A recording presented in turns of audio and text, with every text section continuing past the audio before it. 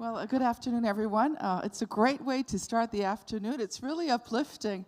And that's what I think we like the Women's Forum so much. It's when we have all those people coming over from all over the place. Our turn is to talk about something less unusual, because it's Europe, the future of Europe, how we can shape it. I think we're at a turning point.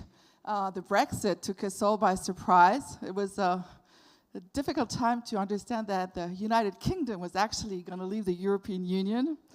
And there is a sentiment that Europe might be deconstructing fast. The refugee crisis, for instance, has shown that there's increased division among our states, and it's something we have to work on. And we're also at the eve of very important elections, as you probably are very well aware of, starting this weekend with the referendum in Italy, where Matteo Renzi is playing his job, the Australian presidential election. And then further down the road, we have the French election in May, we have the Netherlands, and we also have Germany at the end of next year. So that's a lot of electoral turmoil coming up. And that is a good opportunity for us to think about what we want to make of Europe. We're thoroughly stronger together. And to discuss this, we have with us today Sharon Leclercq-Spooner. She's partner at EPPA. She's coming from Great Britain, but I think you live in Brussels, right? So please join me. Julia Harrison, who is a managing partner at FTI, also lives in Brussels. And Natacha Valla, who's in Luxembourg. She works with the European Investment Bank there. So we're going to take our seats and start this session. So first, what brought us here, to this session today? I mean, we know we all have to think a lot about what Europe could become. We feel the danger, the presence of more populism. Brexit was one of the examples of it. Maybe you won't say it's populism, but it's interesting. Maybe Sharon, you'd like to share with us what did we not see? Where is the disconnect to put us today in a big danger of seeing Europe fall apart? Well, it's a very difficult question. I think it's one that everyone in Brussels is struggling with.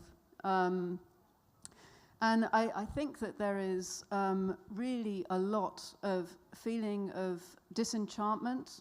And I think in one of the sessions this afternoon at lunch, someone used a very strong swear word to say what people really wanted to say, which was just to get lost to the elite, what's seen as the elite.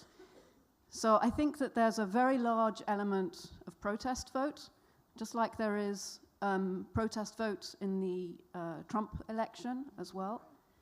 And really the British people have been brought up with our lovely press, which have been telling them for the last 30 years that Brussels is a very bad thing, that it brings bureaucracy, that it brings stupid regulations, that there are a load of foreigners over there who are telling us what to do. And it rarely reports on how British people have been involved in that process. How in today's world, which is totally interdependent, everything the pen that I'm holding, the clothes that I'm wearing, nothing just came from one country.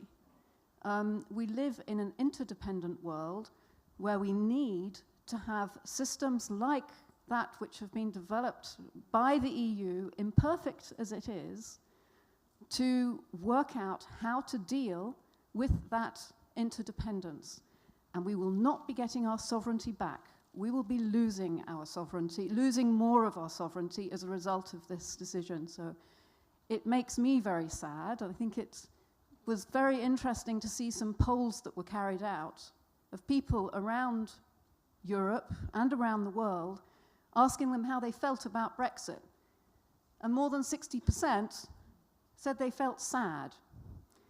The ones that said that they felt happy were in the sort of 20% range. There was one outstanding country which was happy about it, which was in Russia. I think there only 10% of the people were sad about it. So I think that feeling is is spread, and I think it's because of an unease with what Brexit represents. It represents an abuse of power by a leader who called a referendum for his own political agenda, and a lot of politicians who played on prejudice, who scaremongered, who lied, and yet they still won. And it really gives us reason to think, to rethink the extent to which our democracy works and what it actually means. So it's a very sad thing, and I would really encourage people not to let it go ahead. But I mean, you're English, right? Yeah. So what do you feel about Europe? Do you think, because you're in England or Great Britain and you're going to be apart from us now, do you think Europe has to grow stronger nevertheless? Is it important for the UK today that you still have a strong Europe next to you, even though you're not part of it? Or is it better if finally everybody goes to his own, route? No, I want to see a stronger Europe. Mm-hmm. My hope, and I remember trying to convince some Leave voting cousins of mine that they really should stay in, and they said, yeah, but Brussels, it doesn't work, it needs reform. And I said, no, people have heard that there is a problem, and they will reform. Yeah. And as I was saying it, I was thinking, oh my God, will they really dare? Will they really have the courage to say that things don't work perfectly, and we need to be much stronger in promoting Europe, in saying why we are doing things, in explaining the policies, immigration for a start. I think that we're going to try to do that on this panel, find the really good positive things about Europe being European and going forward. But at the same time, I must say I'm myself saddened by when I see what our European politicians are doing. For instance, Matteo Renzi, the Prime Minister of Italy today, he is actually, he's been bashing Europe for the last 3 weeks in order to gain his election. That sucks, really. Yeah.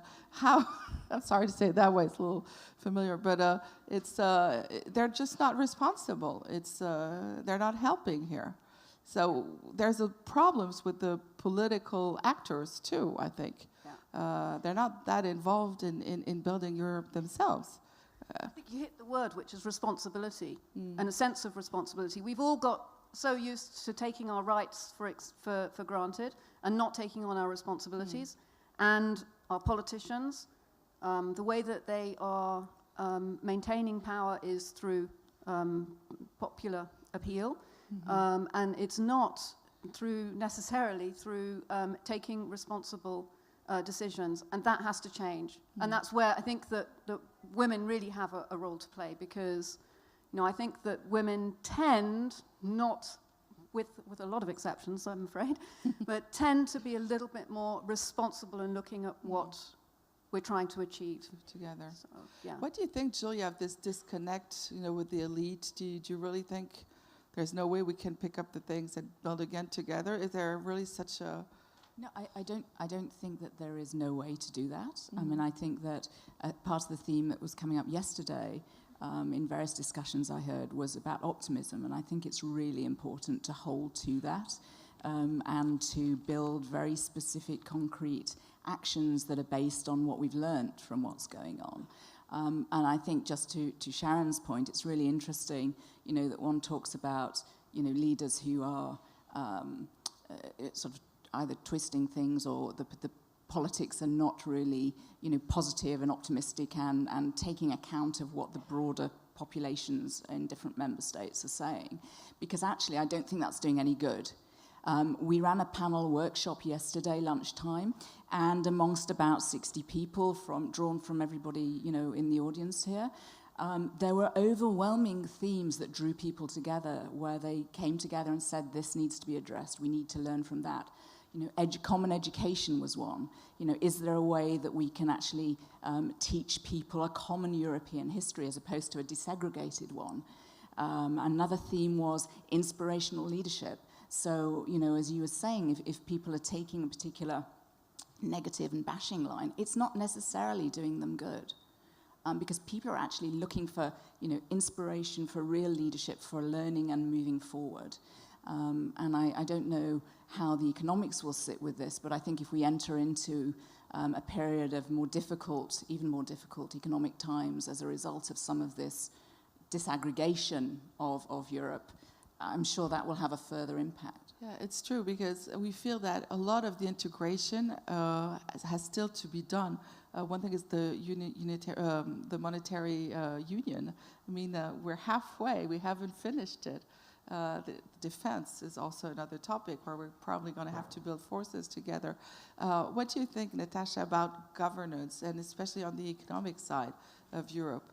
Lots of things remain to be built. As a matter of fact, as we speak today, the Commission is communicating a lot on the European Defence Union, yes, and the creation of a European Defence Fund. I don't know if we should be sad or happy about it, that it goes through defence before going through the money. Yeah. But there are attempts, it's a symptom that there are attempts to move forward.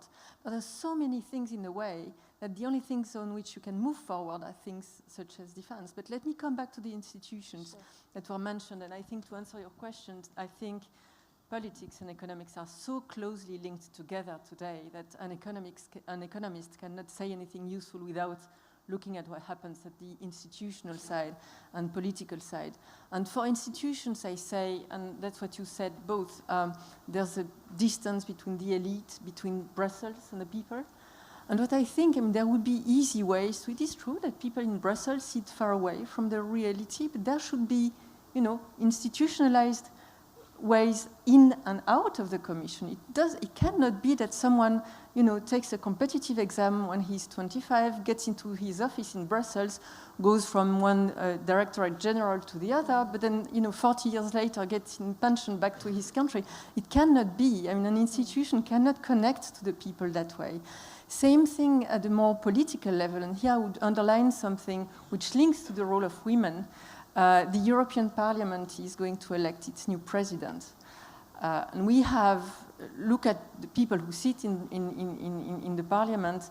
There's one woman who is she happens to be French, but she's fluent in Italian, she's fluent in German. Sylvie Goulard. Sylvie Goulard. Mm-hmm. She put herself up as a candidate for the presidency, and 24 hours later, she was, you know, taken apart because of things you will discover in the press if you look it up when this session is over. So I think those things should not go unnoticed, because that brings us back to this elite versus population sort of cleavage. Now, on this front, in terms of transparency and visibility, there's a lot of work that needs to be done with the things that do work today. I mean, the common currency is a commodity for the new generation, so it's a done deal, so to say. There are lots of things missing. The institution where I sit now, it's an investment bank, but it's the investment bank of the EU. I'm not sure how many people of you knew it did exist before now, but I'm sure not that many. It's the biggest multilateral development bank in the world.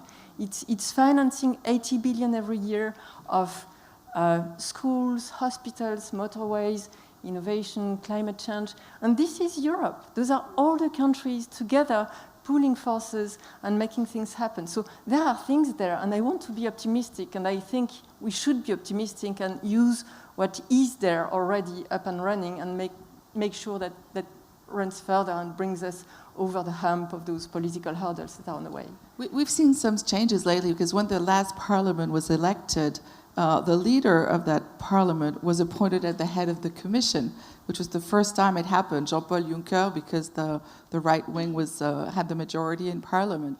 Now the leader of the European Parliament, Martin Schulz, a German guy who's a socialist, social democrat, is going back to Germany to pursue his own career here. And I think we're going to have somebody from the right wing who's going to come up for the parliament. The thing is that maybe I don't know who ever heard of Martin Schulz before today. Everybody? Yeah, some? Okay, not that many though, and he's the head of the European Parliament. That really shows the disconnect. I was telling Julia, I don't even know who is my representative, you know. I can't even remember the name of who I voted for. And that is terrible, because how can those people be accountable if we don't even know who they are? Plus, they don't have that much power either. And maybe the people we elect should have more power, just to say things to the European Commission. Did you think this can change in the politics of Brussels? Would that be helpful or not, Julia? I mean, you know, what was interesting in this workshop yesterday were that there were really two different views about that. One view was that there should be more powers, stronger programs, more investment flowing, and the institutions should be strengthened, particularly that deficit around democracy. And the other view, which was much more built around innovation, really, and the link of regulation to innovation, was saying do less. You know, regulation and everything that comes with the institutions is a blocker to innovation, therefore to creativity, and therefore to growth. And that in the European culture that we have, which is very much risk-averse at times, which can be very harsh on failure and not... doesn't see that as a sort of a learning, but something that is, you know, really you fail. You know, and that we struggle with our culture and some of these very sort of static institutions to actually adapt to what's going on at grassroots level. And so, you know, we need to think more about how we can help innovation, help creativity, help different ways of thinking, and communicate more about some of the realities that are positive and some of the benefits that are there from Europe. Because also generationally, you know, the voting patterns are really interesting if you look at the age and demographics. And you know, in Brexit we saw, you know, pro-Europeanism, if you like, increase the younger you were. But unfortunately, the turnout wasn't that strong. So, you know, is it necessary to think differently about how we remind people, you know, what Europe was built for? Is that still relevant? And really think about how we make Europe relevant to the next generation, which thinks in a different way, wants to innovate, wants to, you know, work differently. What you're saying about innovation is really interesting, because a lot of people in Europe think that Americans have had a field day, IT companies especially in Europe, less taxes, not that big of a regulation, and they're asking for less, when we think that if we have to defend our own innovative company, maybe we need to regulate a little more, because we feel completely overwhelmed by the American IT industry.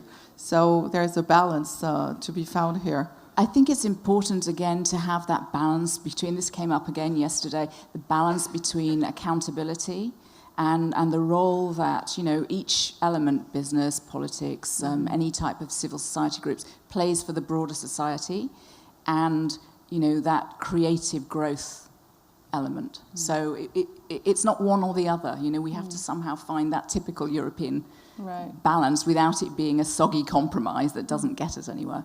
One of the big successes in Europe was the Erasmus programs, where you have, you know, kids going from one country to the other. And I think they want to develop that now towards apprenticeship. What are you feeling? Did you encourage that? Should we make it mandatory for every young adult in Europe to go and see the world on the other side of our frontiers? Yeah. Mandatory, I don't know, but I'm sure that if you give the opportunity to all, you know, through the educational spectrum to move cross-border and to ease that move cross-border, people would take advantage of it. I think there's a spontaneous interest from the civil society that would grasp those opportunities. So on this very proposal, I would be 200% behind. I mean, Erasmus was a success. It was too narrow, but still it was a success. And the model would really help us cross-fertilize the educational systems across countries. We all know that it's different in Germany from France, from Italy, but we know that each system has strengths and weaknesses. It would also create an integrated, which we should probably not underestimate, integrated European culture. And that's where Europe is not only about institutions. Europe is about the subjective experience of individuals. And I think again, the new generation has more Europe in the blood as it should be than we probably are with being closer to Second World War and having to digest a number of things through ourselves and our parents and stuff. So I think on that, those kind of programs would really, really help. Yeah, because I think Europe meant for, or at least our parents' generation, and probably ours, it meant peace and prosperity. And that's what we've have had for the last 50 years. Now we need to give a little bit of that faith. I think we have to build, I mean, it's not religious Europe, but you definitely need to have something in which people believe in and trust. And that's where our efforts have to go, especially with the youth today. And it's difficult because we're going through huge crises we really don't know how to handle. One of the big ones today is the refugee crisis with the Syrian war going. And it's very difficult for us to distinguish, well, we know we have to help people coming out of war scenes that are absolutely horrible. We don't know how to do it. We also have all the economic migrants coming over from Africa, going through Italy and elsewhere. And there are very strong disagreement, especially between the eastern states of Europe and the others. Although, like France, we promised we were welcome. I don't know how many. We just have very, very small numbers. So, how can we face that as a group of nation again? It seems very difficult without the leadership of Angela Merkel. I mean, the German chancellor. Nothing really would have happened. Do you see a way for us to find common ground and unity in tackling very difficult questions that nourish populism too and are a danger for current leaders? Yes, just Natacha. Quickly, I give the economist's view, Yeah. and I was attacked on that because if you look at it from a long-term perspective, it's a no-brainer. Europe needs migrants to build up, the demographic dynamics that are coming up in the next 20, 30 years. We have really a common interest. And when I say common, I mean cross-national interest in having more people coming in, making sure those people are integrated in a constructive way, soft way, but swift way as well. So this argument is there. Now, the difficulty related to that is the short-term dynamics of it, where you have a very concrete, day-to-day situation where migrants arrive, they are crowding out infrastructure, the things are not in place, language is an issue. And I think here it should be, experience has shown that it's been very difficult to come up with a joint position on it, but it should be it is from the competency and the responsibility of nations at the national level to come up with policies, even at the cost of, I shouldn't say breaching the rules like fiscal rules or the constraints we have because we live together, but even at the cost of putting that aside for a while and stressing the long-term interest of those people who don't have a safe place to live and of us trying to integrate them into our societies. And the funny thing is that the French case is really strange to my view because we've been a nation of immigration. We have had waves and we have a diversity that other countries in Europe envy, but still it comes at a time which is linked to economic circumstances, but not only, where this question is difficult. Julia and then Sharon. I was just going to say, I think it's also important to differentiate between, broad immigration and migrant workers, and to, in the latter case also, we had a really interesting discussion about what companies can do to actually, help foster growth through training, through trying to encourage diversity, through driving, different programs at a business level. So not just leaving it to sort of broad societal structures, but how can you actually do that? And there is a need for, lots of different categories and skills and types of work that there's a real need there. And then on the broader migration thing, I think, it's a little bit also like, you fear what you don't know. And so how do we bring people practically closer together? How do we integrate? How do we foster that communication between people so that that fear factor goes away? There are examples we can learn from. If you look at Canada, for instance, the way they're welcoming refugees is really, they're mobilizing every person in a village. I mean, everybody gets around the family coming in, and they're going to think about the skills they need, what they can teach them, and everything. If you look at Sweden, for instance, has done it for many, many years. They've been extremely generous, very huge programs, and still they have lots of problems today of integration.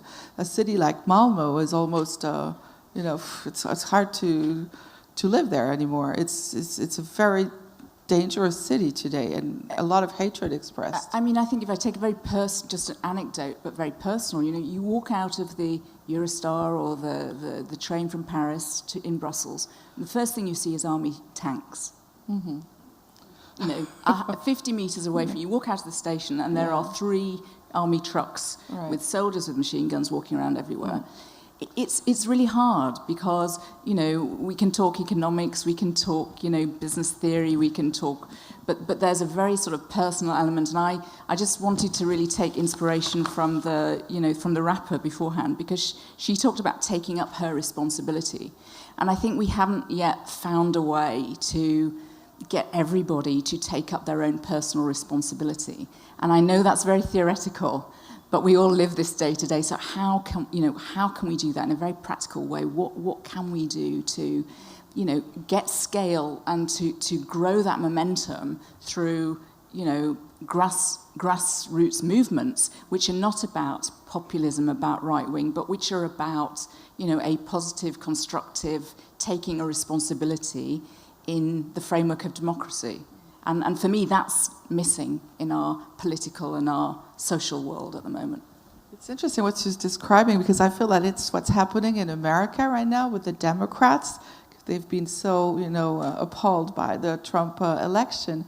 And they seem to have that very democratic reaction that they have to become activists and fight him on every step of the way on all that crazy legislation he might come up with.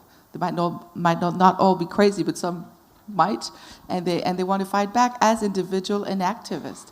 And maybe it's the time. That's what that would be a great conclusion for our panel, though, to make us all European activists, take responsibility for this dream we share of living together in peace and prosperity. Because I don't think the dream has changed so much, since the 1950s.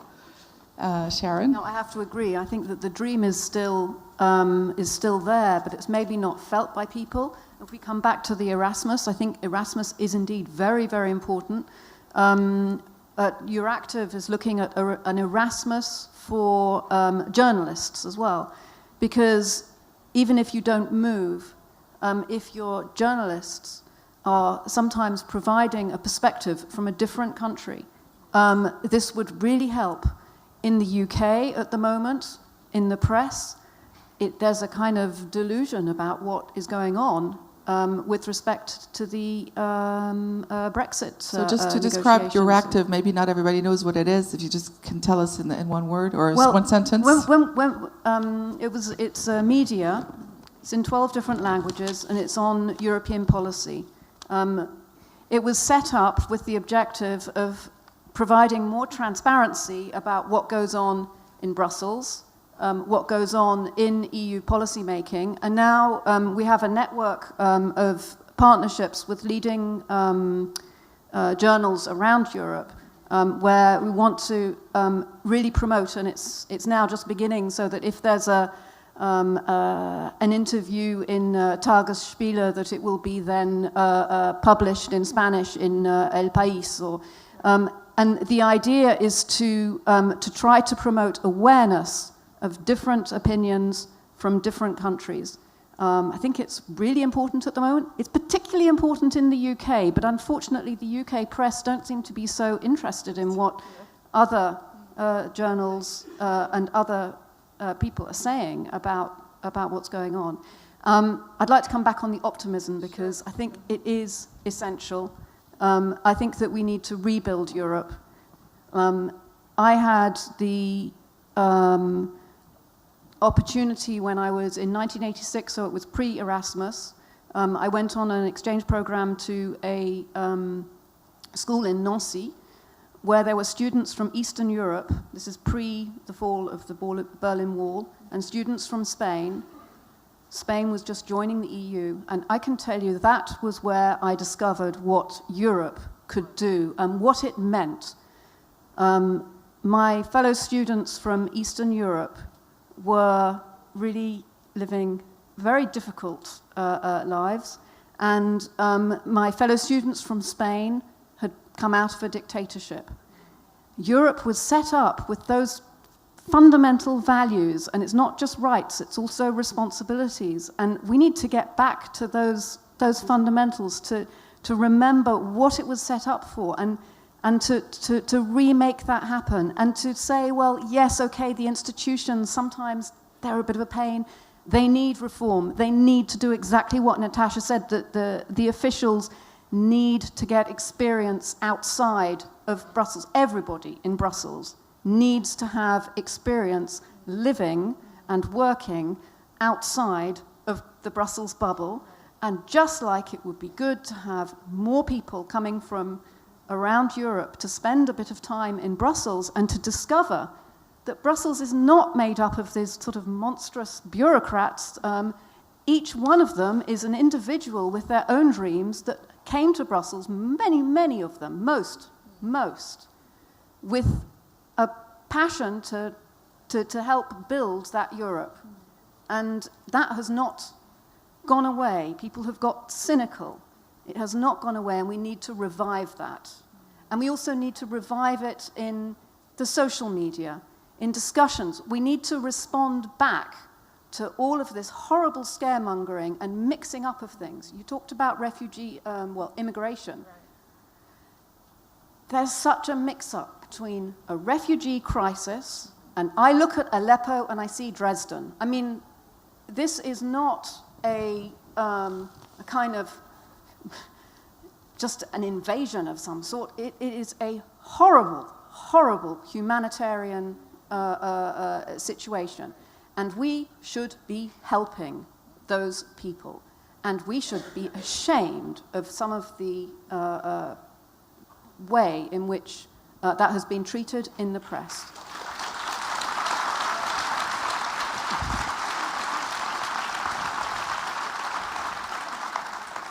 And then I just come back to one other point which you made, which is about economic immigration. In the UK, everybody is terrified, or they think that they've been invaded by these Europeans who are taking away their jobs. And the posted workers. There's pretty close to full employment in the UK. I mean, yes, there are some people who are struggling. And where is the additional money and innovation coming from? It's coming from a lot of those Europeans who have got off their arse, come to the UK for opportunity to fill their, like an American dream in a way, but to fulfill their own dreams. And they have been contributing to the UK economy. And the press have just been blasting them. And it is not fair. It's not fair. Thank you for sharing this.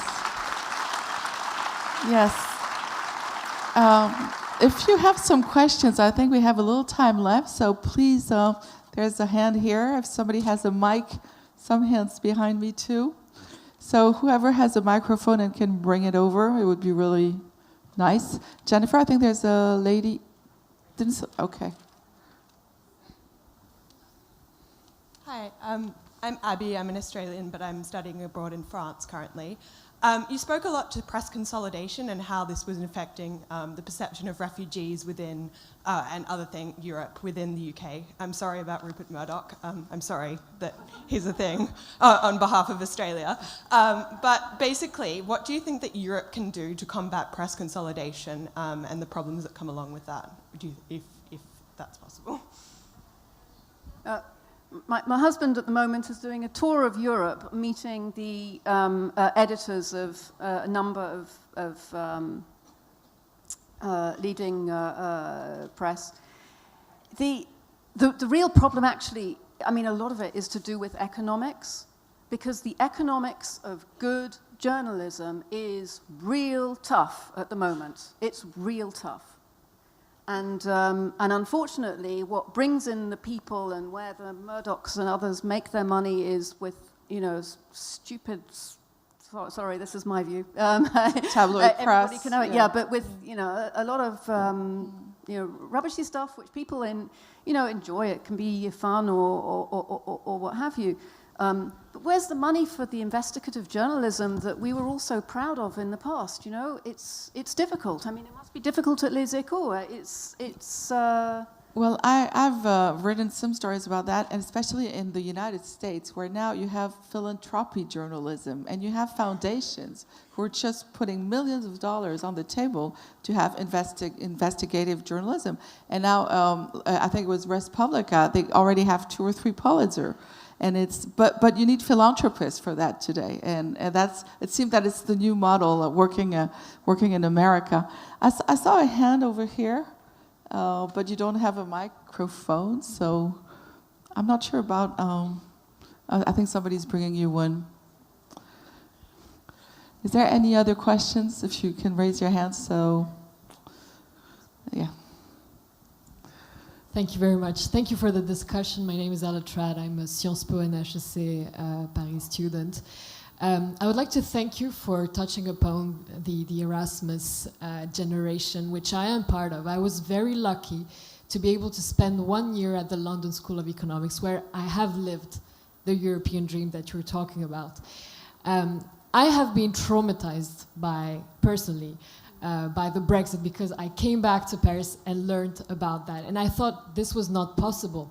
And I think Brexit revealed this very generational drift between young people, my friends in London, who were pro-Europe, and maybe an older electorate that chose to leave Europe. So what do you say to these young people? What do you say to the young Londoners, young English people that have been completely taken aback by that phenomenon? And what do you say broadly, how do you engage young European students and to be leaders in that very traumatizing period? Thank you. Could I come in on that? Just because I think increasingly, they are engaged, and I would say go and be a politician. Politicians can do great things. We need, everybody is talking about inspirational leadership. I had, one of a brilliant guy that works for us in London quit to go and work for the Macron campaign. Now, you may or not think that's the right thing to do, but he's given up, a good job to have no income and go and campaign for, the next 6 months or whatever. And I applaud that. And if he comes back, he have a job, just because he's gone out, got engaged, and done something about it. And I think it will be really interesting to see, what happens with these next series of elections that we've got in various member states. Are the younger generation, because of their pan-European multinational experience, connected enough to see what's happening in other member states, other countries, and learn from it, and go and get involved? And will it change something, in terms of their vote, in terms of the numbers of people that vote, in terms of their engagement directly in politics? And that would be part of my hope. So I think anything that we can do to encourage that, or give someone a break to be able to do that, would be really helpful. And if I can add, I think it would be important that our European politicians not be that angry against the British and give us time to negotiate. And in the, within the next 2, 3, 4 years, maybe it won't be as drastic a cut as we imagine it's going to be today. So, but it's not a given, because right now the French are very much, say, go away, we don't want you anymore. And I think it's sad, because at some point, my secret hope is that Brexit will never happen, but maybe I'm dreaming. But you never know, because new elections can come about, negotiations can improve things eventually. It depends on how Theresa May wants to do it.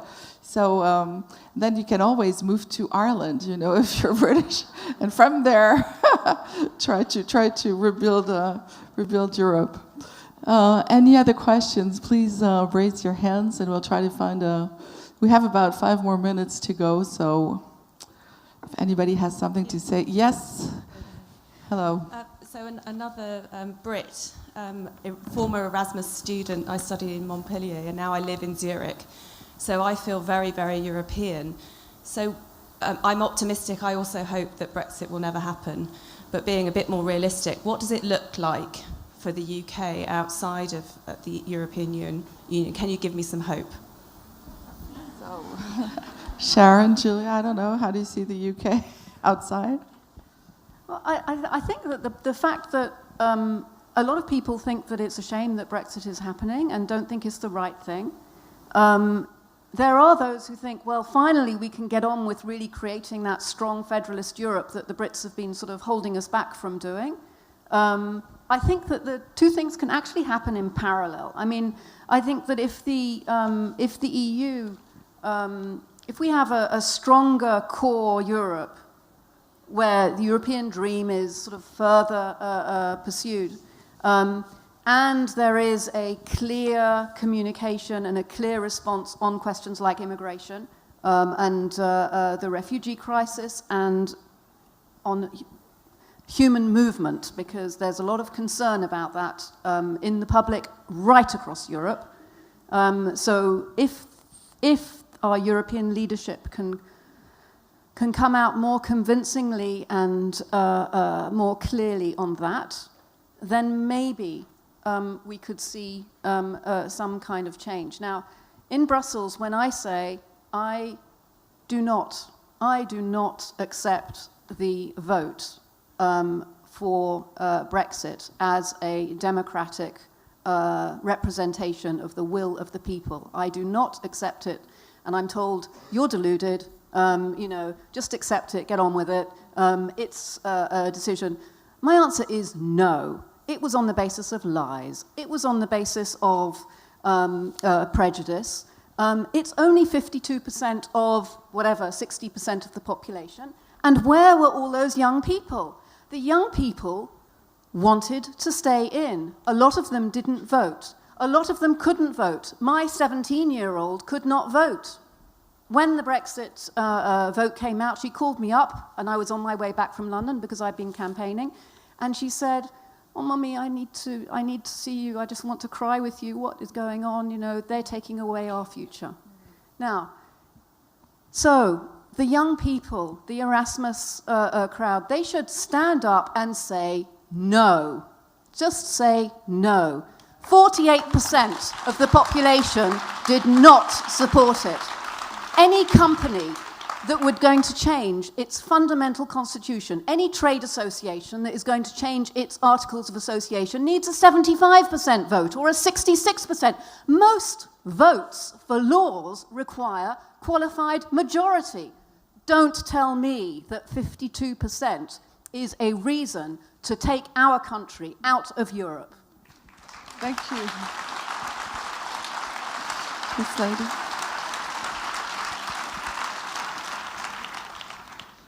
Hello. Thank you very much for this wonderful word that you just said, Mrs. Leclercq. And I must say that I am probably the eldest person in the room today. And I must say that at the beginning I was wondering, what have you done with our Europe? Because when we built Europe just after the war, we were full of proudness, full of desire to do something together, and we have lost that. So I fully agree with you, it's time, it's an obligation to reform Europe. To reform Europe, in my opinion, we have two ways to reform it. The first is to decrease the importance of the person in Brussels. We want to decrease in France the government and the administration.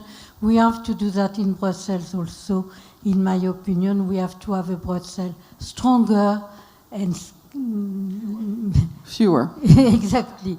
So that is the first thing. And we have to apply what years and years ago was said, which is the principle of subsidiarity. And it is important.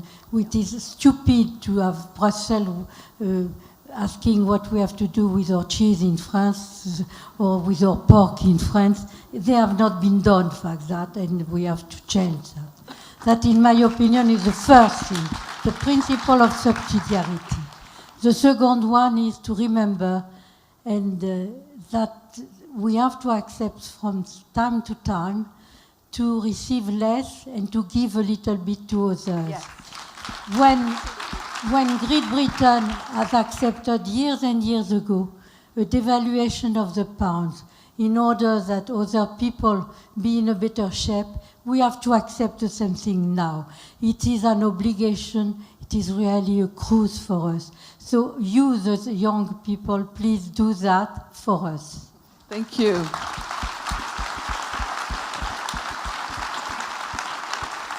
Well, these are going to be the last words, but it's nice to know that all of us apparently share a lot of faith in what Europe can be. We're all going to stand strong and make it again with Britain, Great Britain, if we may. Thank you very much.